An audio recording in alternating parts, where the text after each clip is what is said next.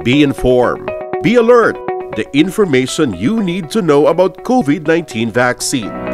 Right here, right now, on The Vax.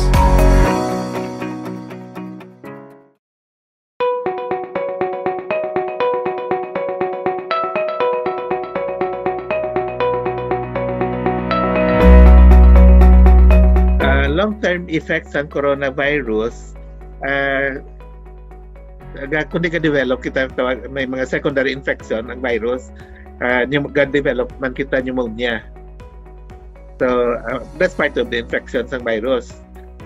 Number 2, nag-develop kita sa adult respiratory distress syndrome or sobra kahubag sang baga nga ang fluid sa outside sa sulod sang ugat sang blood vessel nagakadto sa lung tissue.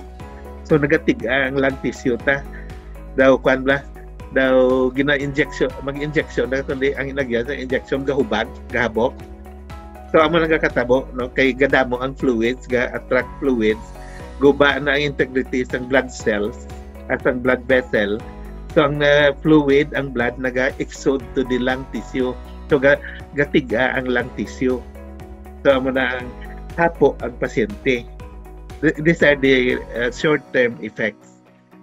So ang inang development sang blood clots pagit sa ugat isa pagit na nga ulihin na yan na kita later part sang pandemic dira na nakita sang first few weeks abi namon amo lang ng adult pneumonia lang ka adult respiratory distress syndrome, fluid flooding sang blood sang baga. But later on, newer studies came out nga aside from that, ang virus gina-blood clot niya ang mga ugat sa lungs.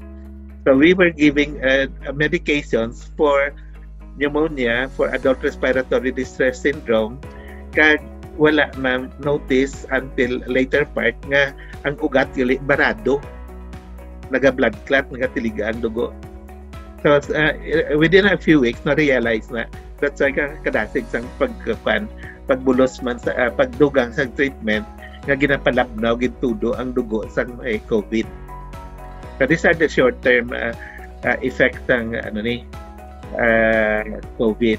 May mga patients nga mild lang, wala ginahapo except fever, cough, dula ay panimaho, dula ang taste, LBM, vomiting, body malaise, planakit kalawasan, no?